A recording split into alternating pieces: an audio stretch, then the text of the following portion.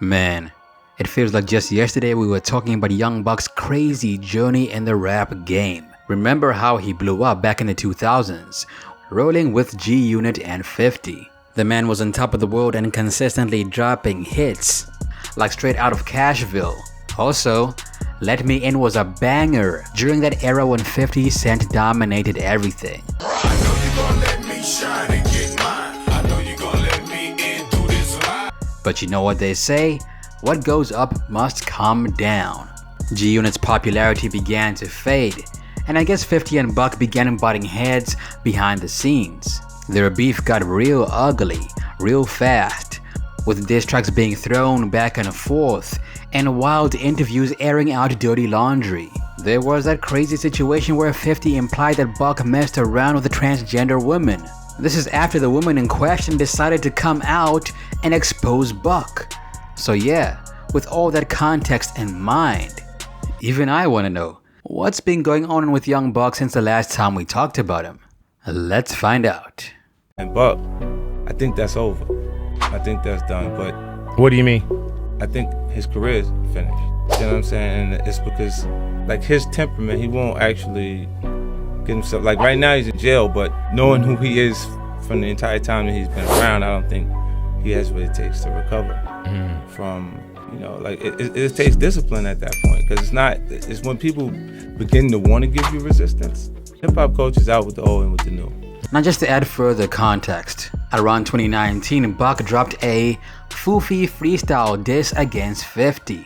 At the time, Buck was tired of all the drama that 50 was starting on social media and decided to fire back at 50.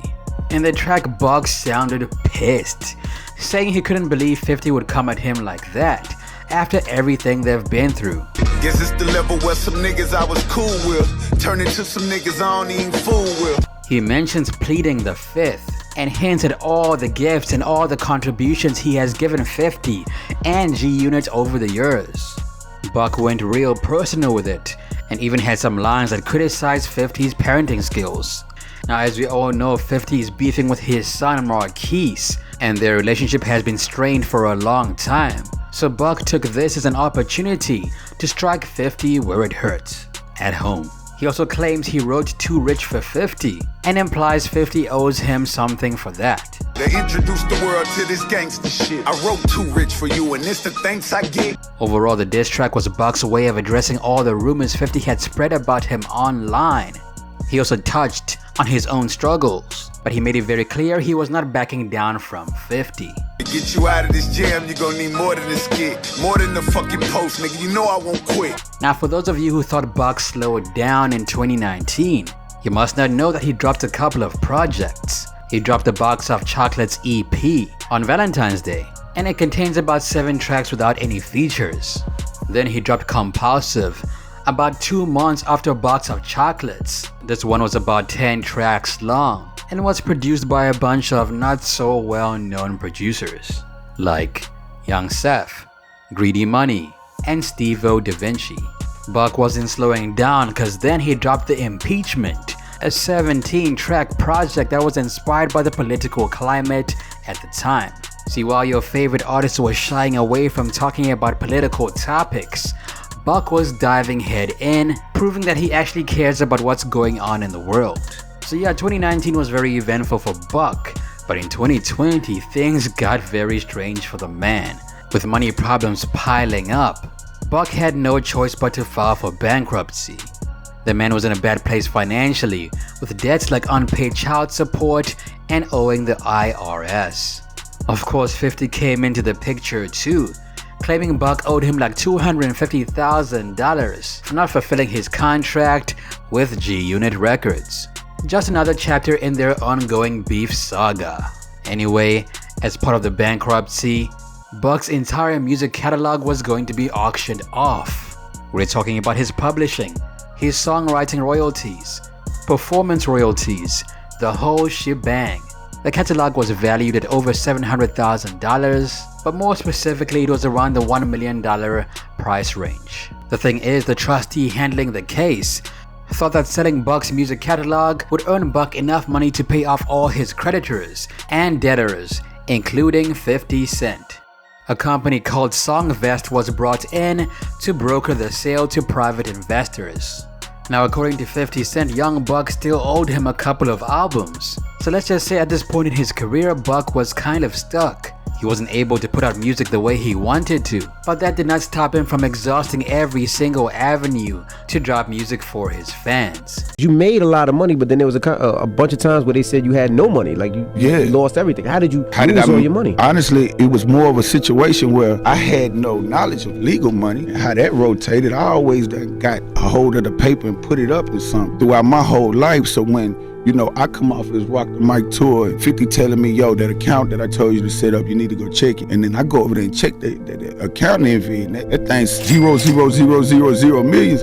I came back to 50 like, yo, bro, did you give me the right? Did you make a mistake? And he laughed at it like, yo, that's yours. So But he ain't tell you about tax. Not at all. Well, I bought, of course, jewelry, cars. One of the biggest mistakes I made was not buying my home. Next thing I know, I look up, and that 1000000 is just zero. And then you get that knock at the door, this individual talking about. In that same year, he dropped an EP called Outbreak, and it consists of about 7 tracks, including the lead track, What's Up. Hey man, what's up? That's what's up. What's up? What y'all wanna do? What's up? What's up? Yeah, I see. The themes of the mixtape include calling out 50 Cent, discussing label issues, and addressing 6ix9ine. This one came out around the time Buck got out of jail, but we'll talk about that in a minute.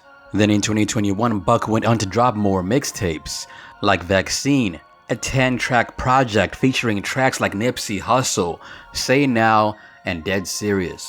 Then just days later, Young Buck released Back on My Buck Shit Volume 3, and this one was executively produced by Drummer Boy. Once again, Young Buck touched on his time with G-Unit on this project. And when he wasn't dropping music, Buck's life was filled with a lot of drama. Around this time, Tasha K, a well-known blogger, made claims that Young Buck was living with his transgender girlfriend, who was also his manager. 50 Cent uploaded this clip to social media, and it was clear that once again 50 was kicking Young Buck when he was down low. Enough of playing with Buck's name. I don't give a fuck if she a podcaster, she put herself in a grown man place. You come outside in Atlanta where your little bald-headed ass run it, or where you call yourself living it, they gonna deal with you out there. Now the thing is, around March 18th, 2021, Buck made some very interesting claims about his relationship with 50. And according to him, he and 50 were cool. We ain't got no beef. You understand me? That's what you get, cause you are always chasing this beef shit, and then we done played y'all ass whole time, bro. We made all you motherfuckers think that it's a beef, and we don't like each other. I just got off the phone with. We just shot a video yesterday, about to drop it and give it to the world. This social media shit got you people up. Y'all got played this time. Now, was 50's beef with Young Buck fake?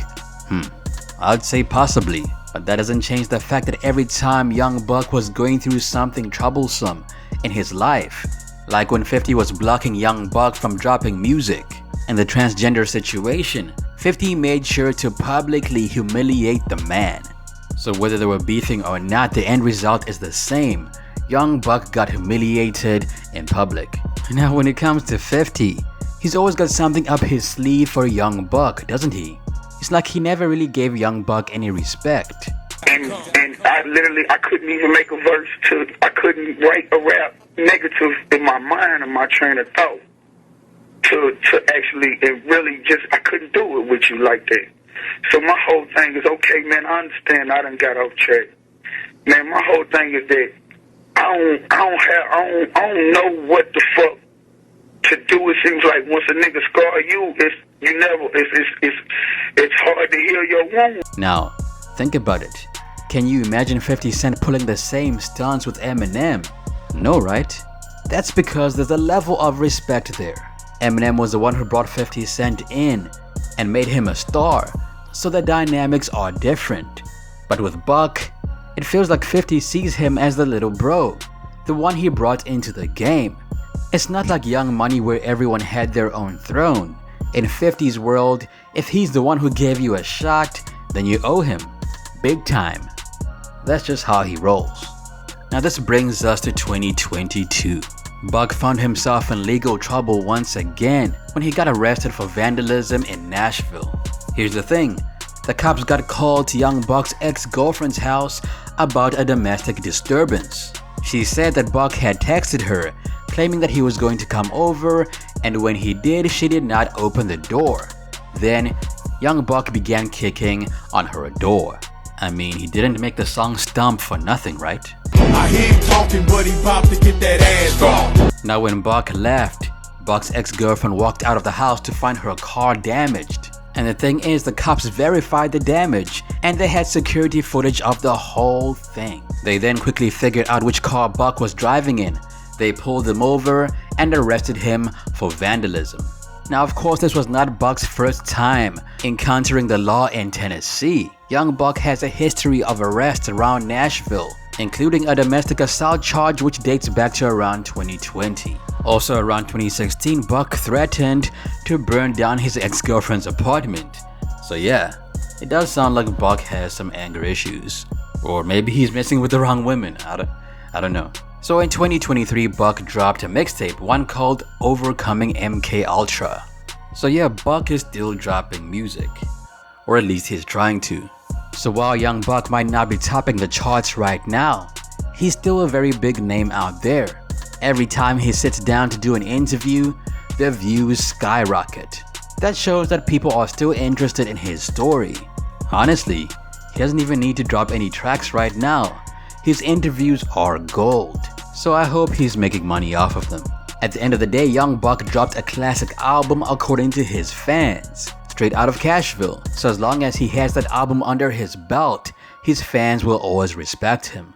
Now the drama with 50 Cent, it feels like 50 is holding a grudge.